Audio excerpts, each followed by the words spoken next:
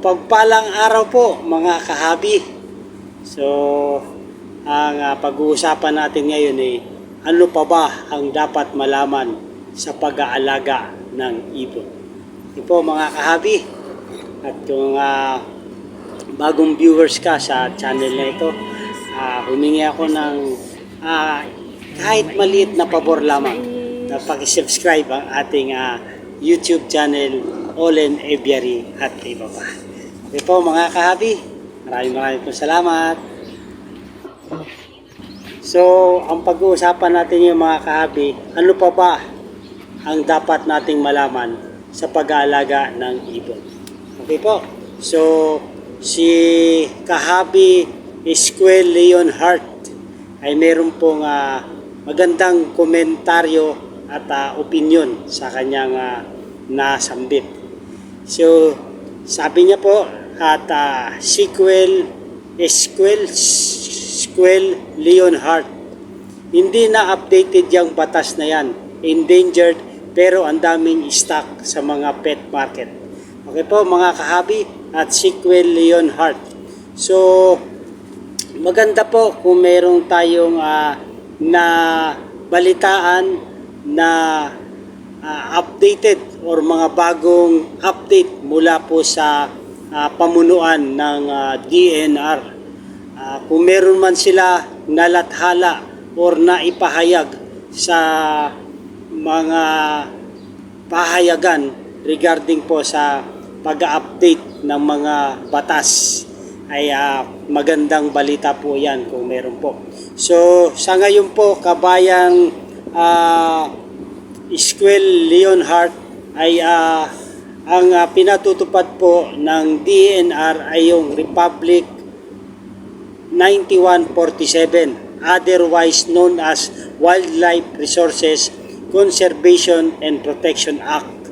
So ito po yung ating dapat masundan or sundin regarding po sa pag-aalaga ng ibon na magbibigay para sa pangangalaga at proteksyon ng mga mapagkukunang wildlife at kanilang tirahan.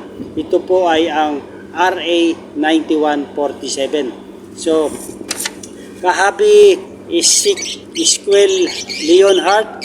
So, pero kung maraming stock sa mga pet market, ay ibang usapin po kung sa pet market natin makikita ang mga endangered species.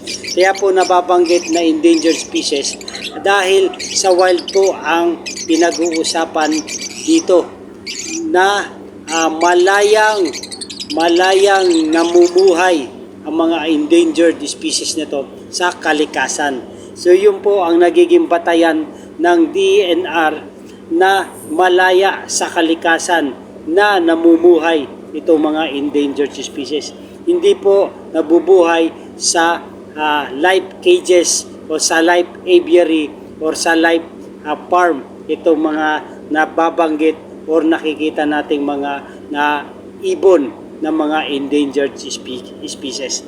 So dalawang bagay po ang usapin dito. Yung usapin po ng DNR ay sa wildlife or mga species na namumuhay ng malaya. Okay po? So yun po ang usapin ng RA 9147 na batas. So kung meron pong updated na batas regarding po sa mga endangered species ay nawa makita natin sa website ng DNR. Okay po kahabi Squel de Leon, hope meron tayong kahit konting natutunan regarding po sa inyong obserbasyon. Maraming po salamat sa inyong komento. So mga kahabi, so ito pa po ang dapat nating malaman regarding sa pag-aalaga ng mga ibon. So at Felipe Gapate, present idol. So maraming po salamat sa iyo kahabi Felipe Gapate. So ito po ang kanyang komento at obserbasyon regarding sa buhay mag-iibon. Pero dapat malaman ng DNR na dito sa ating bansa malapit ng mag-overpopulation ang mga African lovebirds. Okay po, maraming po salamat Kahabi Felipe Gapate sa inyong komentaryo at opinyon sa ating buhay mag-iipon. Ayon po sa DNR ay wala pa pong datos or mga records na ang mga endangered species or African lovebirds, ito po kasi ay napapabilang sa CITES appendices na nagiging overpopulation na po. Wala pa pong datos ang DNR or inilathala sa kanilang website na ang African lovebirds po ay nag-overpopulation. So siguro Kahabi Felipe Gapate, yung mga nakikita nating endangered species na African lovebirds ay sa captivity or sa mga kulungan, sa mga aviary, sa mga pet store, sa mga tiangge. Kaya nasasampit natin na ito ay overpopulation. Pero sabi ko nga sa una na komentaryo ni Sequel Leonhardt, ito po ay usapin sa malayang pamumuhay ng mga endangered species sa wildlife. Okay po, ito po yung tinutukoy na kukunti pa po ang namumuhay sa wild itong mga African lovebirds. At pangalawa po, ito po ay hindi nag-origin sa atin.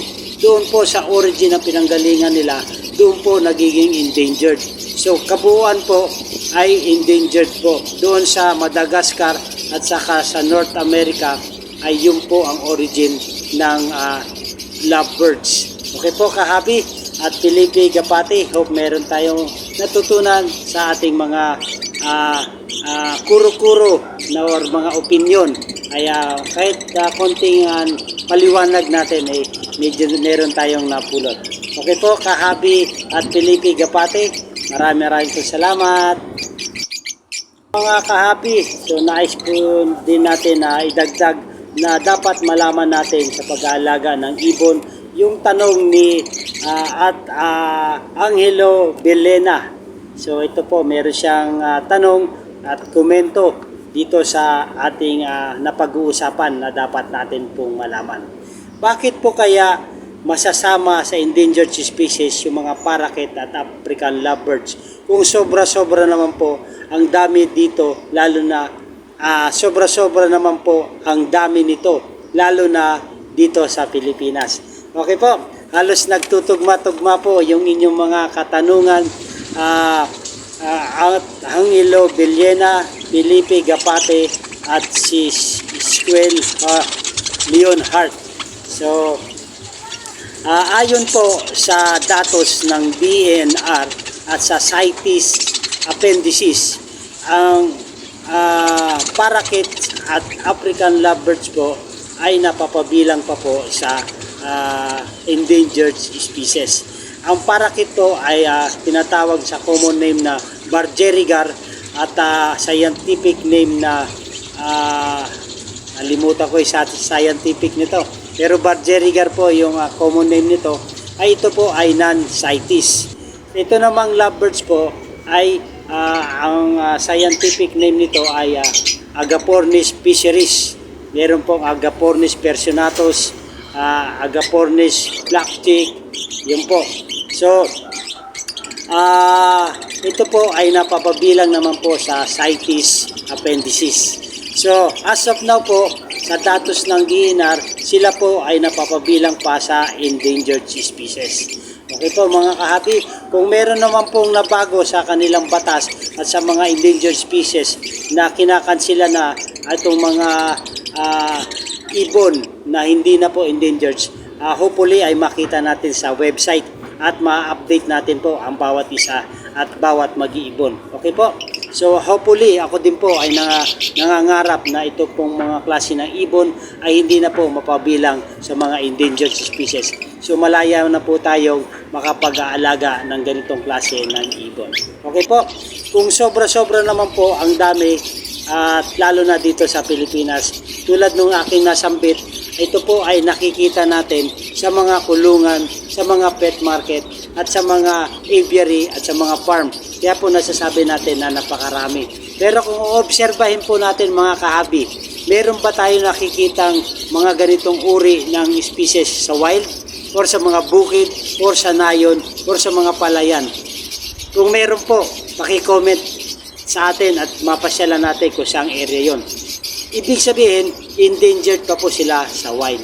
Yun po ang usapin dito. Okay po, siguro kung meron man tayo nakikita sa bukid o sa palayan, mga iilang piraso, ito po yung nakawala sa mga kulungan. Okay po, at sisikapin ng mga kahabi natin na ito ay mahuli nila at maalagaan.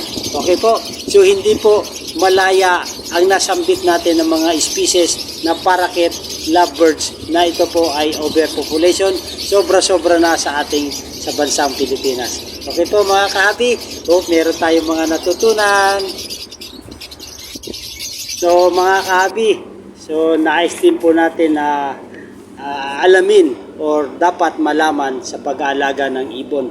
So ito po yung tanong ni John Kenneth Babiano. Hindi nyo po sinabi kung magkano po ang pagkuha ng permit sa DNR. Isang permit, isang ibon po ba?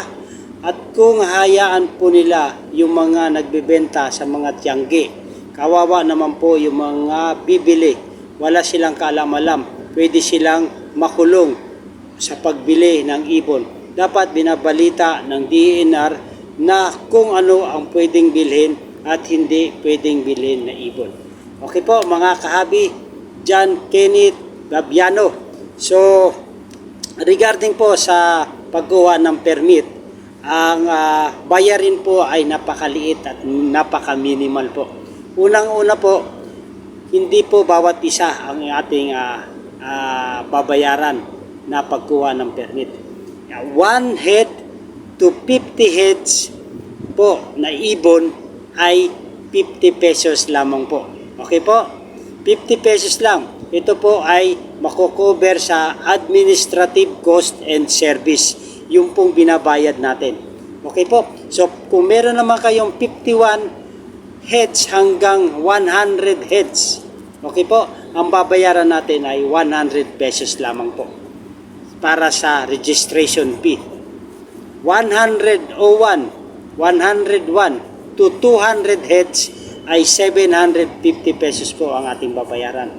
Kung meron naman tayong 201 and above heads na ibon, ay babayaran po natin ay 1,000 pesos lamang po. So napakamura po ng bayaran sa DNR. So hindi po mahirap magparehistro ng ibon. At yung pangalawa pa, yung documentary stamp. Itong stamp na to ay i-affix on the CWR. Okay po, katulad nito. Ito po ang documentary stamp. So yun lang po ang babayaran natin sa DNR kung tayo po ay magpapa-register na sa at pagkuha ng certificate. Okay po? Or CWR. Okay po? So sa kanyang pangalawang tanong, at kung hayaan po nila na magbebenta ang mga tiyangge, kawawa naman po yung mga bibili. So yun na nga po, kaya po meron tayong ganitong YouTube channel para maibahagi ko sa inyo kung ano po yung dapat nating hakbang para sa pagbili ng ibon. Okay po? Dahil ang maapektuhan po rito, hindi po yung nagbebenta. Ang maapektuhan po rito, yung bumibili nang walang nalalaman patungkol sa kanyang binibili. Lalo na kung yung bibili ng ating mga kahabi ay endangered species. Okay po? So, sa sinasabi niyo pa dito kahabi na dapat binabalita ng DNR na kung ano ang pwedeng bilhin. Wala pong hindi po saklaw ni DNR kung ano yung bibilhin or hindi dapat. Tayo po ang mayroong karapatan at wala pong pinagbabawal si DNR. Lahat po ay pwedeng bilhin. Okay po, ng mga endangered species. Sa ibon lang po kasi ang topic natin dito sa Holland Aviary at iba pa ay puro ibon lamang po. So, hindi po pinahihintulutan ni DNR na huwag bilhin ang mga endangered species. Bagkus, tayo po ang may karapatan na bumili. Ang ipinapanukala lang po ni DNR ay iparehistro yung ating nabili ng mga endangered species para magkaroon ng tamang dokumento at tamang documentation doon sa ating nabili na endangered species at para maging legal po ang ating pag-aalaga. Okay po, Kahabi at John Kenneth Fabiano, hope meron tayong natutunan kahit konti lang sa aking pagpapaliwanag patungkol po sa inyong katanungan. Wala pong ipinagbabawal si DNR, lahat po pwede basta iparehistro natin. Bumili tayo doon sa nakarehistro or sa CWR holder or sa W farm permit.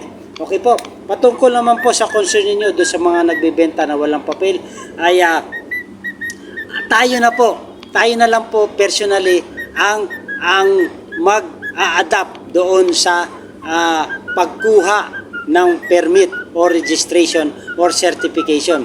Okay po. Ngayon, kung meron na po tayong ganito na mga CWR holder, ay pwede naman natin ibahagi sa kanila. So nasa kanila na po ang desisyon kung kukuha sila or hindi. Ang sa atin lang, maibahagi natin, maihayag natin kung ano po yung nararapat para hindi naman sila ma-open doon sa ipoforce natin na kumuha sila ng CWR or W farm permit bago magbenta. So decision po nila yon. So tayo pong meron ng nalalaman, meron ng nauunawaan, i-apply natin sa ating sarili at ibahagi natin kung ano po yung tama na ayon sa batas ng DNR. Okay po mga Kahabi at John Kenneth Fabiano, maraming pong salamat.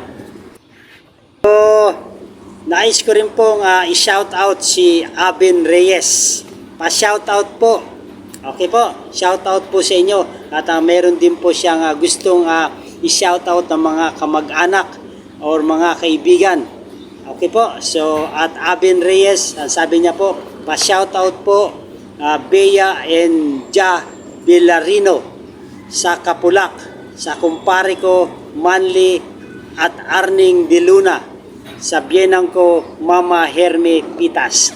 Okay po, una-una po, shout out sa inyo Abin Reyes at sa mga kay Bea and Ja Villarino sa Kapulak. Shout out po sa inyo at sa kumpare ni Abin Reyes na si Manly at Arning de Luna. Shout out po sa inyo mga Kahabi at sa biyenan ni Abin Reyes si Herme Pitas. Shout out po sa inyo.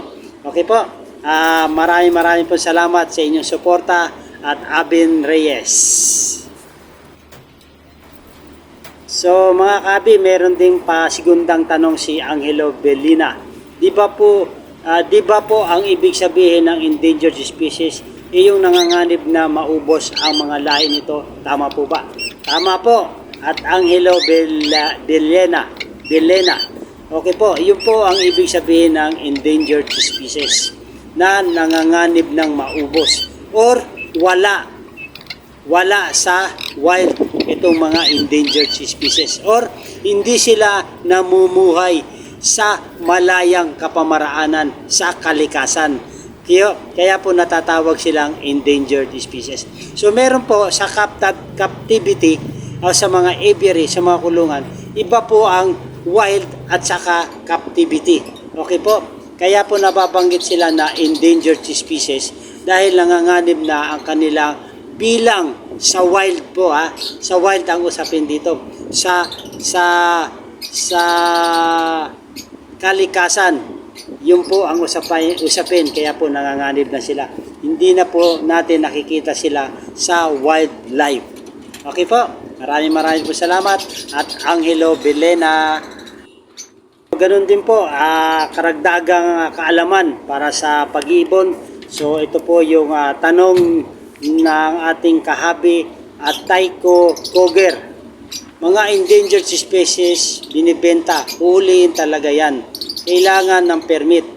Okay po, maraming po salamat sa inyong concern. Tama po si Taiko Koger. Yan, pero kung mga parakit, walang permit. Pero kung African at Kakatel, merong permit. Per piece yan. Ang problema kasi dyan, gaya ng Kakatel, kukuha mo ng permit tapos ang buying ang problema, talo sa bentahan. Okay po, maraming po salamat sa inyong komento sa ating talakayan regarding sa ating dapat malaman sa mag-ibon at Tycho Coger. So tama po kayo na ang endangered species po ay pag nagbenta na walang kaukulang documentation ay pwede pong masawata or mahuli. Okay po? Pero yung sa nabanggit nyo na parakit, walang permit. Hindi na po kung ang mga parakit walang permit. So as of now po, ang parakit po ay napapabilang pa po sa non-CITES appendices. So napapabilang pa po sila sa endangered species. Pero kung African cockatiel meron permit, tama po yan, kahabi. Pero problema, so sa buying po, doon po ay ibang usapin na rin po. So kailangan meron tayong legal documents and proper documentation para po legal ang ating pagbebenta at legal din po ang ating pagbibili. Okay po, kung proper documentation at legal process po ang ating usapin. Okay po mga kahabi, Tycho Roger. So maraming po salamat at medyo may naliliwanagan tayo na kahit papano. Okay po, so kailangan sumunod tayo sa mga alituntunin ni DENR ayon sa kanilang Republic Act 9147. Dahil po, ang kailangan natin ay maprotektahan at magbibigay para sa pangangalaga at proteksyon ng mga napagkukunang wildlife at at kanilang tirahan. So kailangan maproteksyonan po natin ang kanilang proteksyon sa kanilang pangangalaga. Okay po mga kahabi, po meron tayong napupulot na konting idea o kaalaman regarding po sa ating mga napag-uusapan sa kaalaman para sa pag-aalaga ng mga ibon.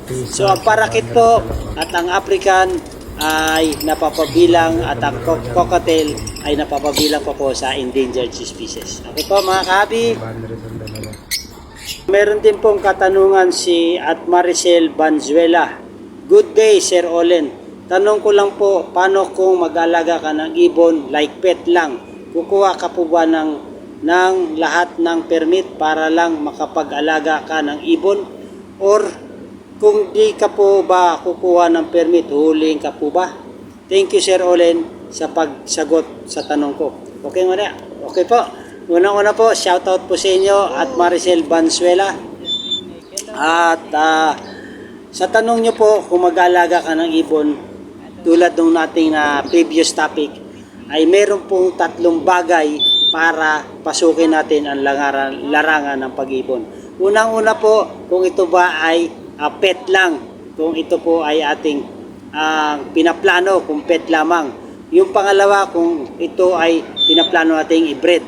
At pangatlo, at the same time, pagdating ng araw, ito po ay ating ibibenta. So, alin po dito sa 3 ang gusto natin pagdating ng araw? Okay po? So, kung gusto natin itong lahat, ay dapat magkaroon tayo ng tamang proseso at magkaroon tayo ng registration certificate at or wildlife farm permit kung gusto natin magparami pagdating ng araw. So, isa man ang ating nabili basta endangered species kahabi ay kailangan po magkaroon ito ng kaukulang dokumento. Okay po? CWR certificate wildlife registration. Kailangan po pag endangered species iparehistro po natin sa DENR para maging legal, para hindi po tayo mangamba kung ito ay huhulihin. Okay po? Kasi po pagdating ng araw at kung marami na tapos wala pa tayong proper documents, unang-una po ang magko-complain dyan kung meron tayong mga kapitbahay dahil naiingayan sila. Yun po ang likas ng ibon, may ingay po sila. Okay po kahabi at Maricel Banzuela. So meron siyang pangalawang tanong si at Maricel Banzuela. gusto ko sana kasi mag-alaga ng ibon like parakit. Halimbawa, Sir Olen, nabili ko sa naglalako lang. Siyempre, walang papel yun. Tanong ko lang po, paano kung napadami ko na yun at nabili ko na parakits, huhulihin po ba yung or hindi? Thank you, sagot Sir Olen. Okay nga po. Sa tulad nung unan yung tanong, isipin natin kung alin dun sa tatlo yung inyong plano. Kung nabili nyo ang parakits, okay po, na walang papel at napadami nyo na po, meron po naman paraan para ito ay maparehistro natin. So, sumangguni po kayo sa mga CWR holder at or W farm permit holder. Okay po, sila po ang magbibigay sa inyo ng mga kakailanganing requirements para maisumite natin sa DENR at sa ganon ay maparehistro natin yung nabanggit nating mga ibon. Okay po? At Maricel Valenzuela, lahat naman po ng bagay ay napag-uusapan at nagagawan po ng legal na pamamaraan. Okay po? So sumangguni po tayo sa CWR holder at WFP holder. Okay po? Sila po ang makakatugon at makakatulong po sa ating mga suliranin regarding po sa certificate or permit. Okay po? Maraming po salamat. So mga kahabi, so nawa ay meron tayong natutunan sa ating paksa ngayon at napag-uusapan kung ano pa po ba ang dapat na malaman sa pag-aalaga ng ibon. So kailangan po mapag-aralan natin ang batas ng DENR dahil dito tayo dumidepende. Okay po? Sa tulad ng RA 9147, otherwise known as the Wildlife Resources Conservation and Protection Act, is an act providing for the conservation and protection of wildlife resources and their habitat.